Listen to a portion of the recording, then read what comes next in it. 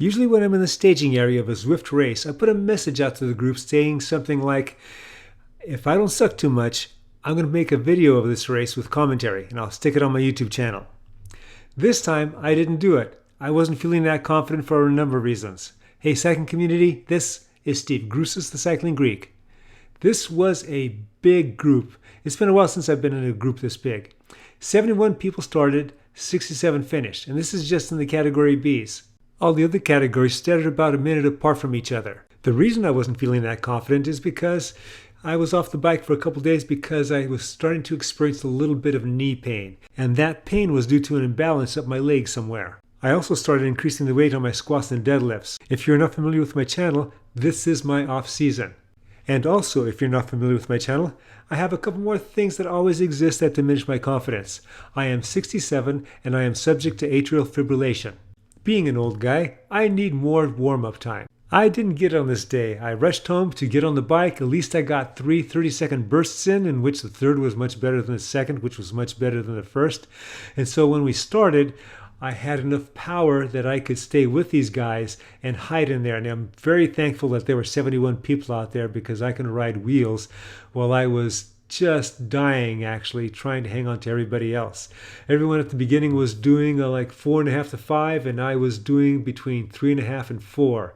But fortunately, again, thank goodness for the draft algorithm. Things were going well for me. I was hiding in the pack. I wasn't dropping off the back. I wasn't surging toward the front.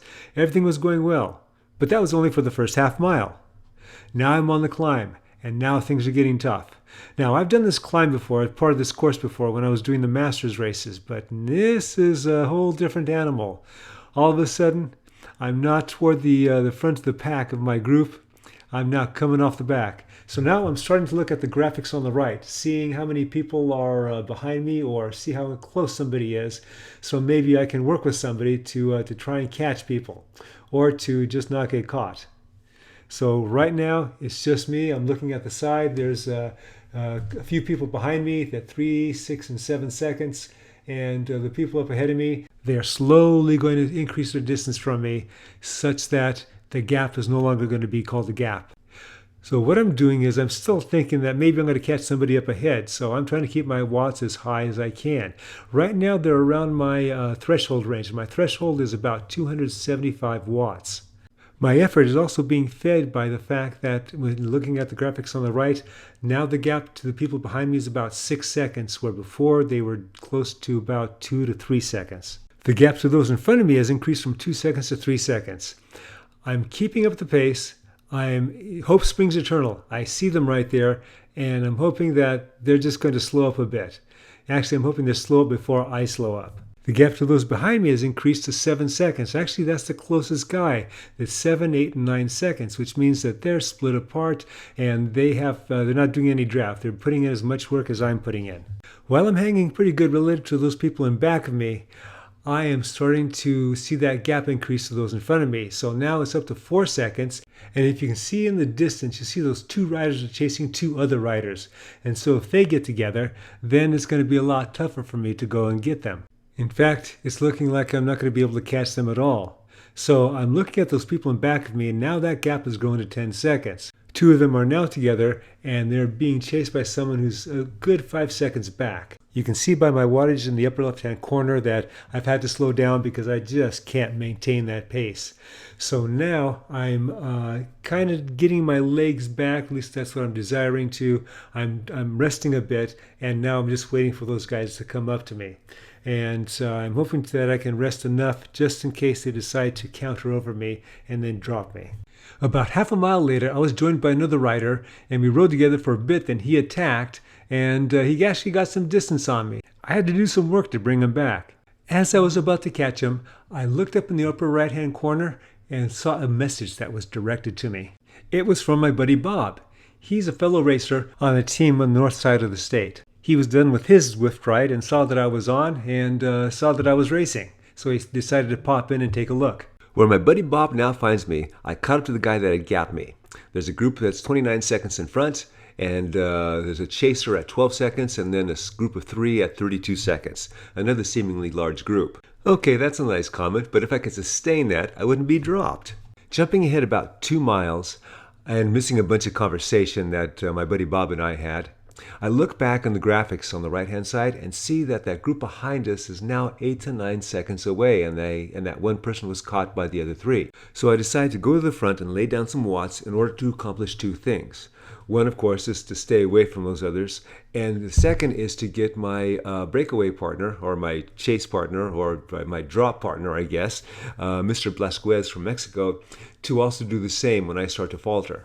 About a mile and a half later, I realized that those guys are smelling blood in the water and there's no being able to get away from them. So I just dial back and conserve and then just wait for them to catch, and then I'll think of the next thing to do.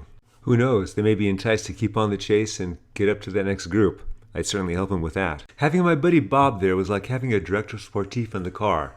It was pretty cool. And apparently Bob likes it too.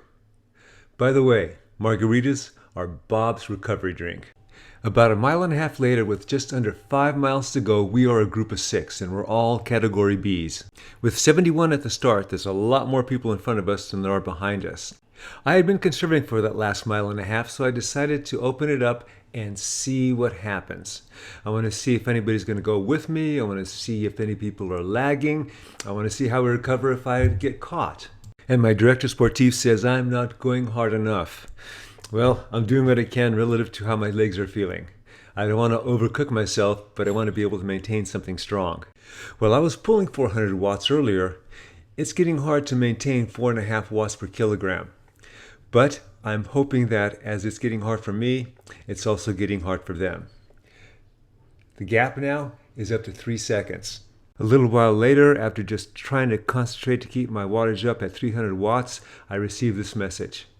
The group now is down to about 2 seconds and 1 second, and yep, they're about to catch me. While I started the race off with questionable legs, I now have even less bananas because of the matches that I burned. All right, job one now is to recover and see what I could do at the end. Again, those of you not familiar with my channel, I am not a sprinter. I have to take off well before the sprint point to even have a chance. Okay, the guy officially get caught, and they're not screaming by me. There probably is a little bit of momentum that's taking them to the front, but they may be as tired as I am. I don't know. Jumping ahead with just under a mile to go, for the last 3 miles I've been conserving. So now I'm going off the back in order to make a run. It's about 0.9 miles. It's a long ways for me to go. The last time I was gone for about a mile before these guys caught me. So I'm hoping these guys are going to be a little bit tired, but they've probably been recovering too. And of course, these guys are younger than I am. Other than my trying to keep up a strong, steady wattage for as long as I can, I'm going to be keeping an eye on the graphics on the right to see if there's a gap that's developing. We're on a little bit of an incline, so I'm using my feather power up in order to give me a little extra oomph, a little extra advantage. Already there's a guy on my wheel, but I'm keeping it up. He's now falling back. I can see that some of the riders in back of me are about 1 second behind me. There's 1 second gap. There's others that are within the 1 second, so they're starting to split up. I've had to dial it back because I was going real strong relative to how I was feeling, so I have the one person on my wheel. Another person's coming up and looks like he's putting in a counterattack with another guy following him. Everyone's starting to go, so now I'm doing what I can just to go on their wheels, just to have maybe one more chance to try something. Of course, as I'm approaching the half kilometer to go, and then that means we're going to go into the sprinters area, and I'll have no chance then, but I'm going to do what I can. So I'm lining myself behind some people. I'm trying to stay on people's wheels, not go to the front. Everyone is conserving right now. They're all dialing back. And at a certain point, I want to take off again. I don't know how much I'll have, but it's better than just sitting there and doing nothing. As I'm about to take off, I noticed that we are a group of 5. The 6th person that was with us has now been off the back for quite a bit. And it may have been on one of the accelerations that I've been doing. So now somebody's taking off after him. I'm trying to go after them. I don't think I'm going to catch him. There's the finish line. All I'm going to do is hope that I can beat somebody. So now I'm down to maybe beating one person, and it's going to the line, and what's going to happen? The answer is, I beat one person by the width of a tire.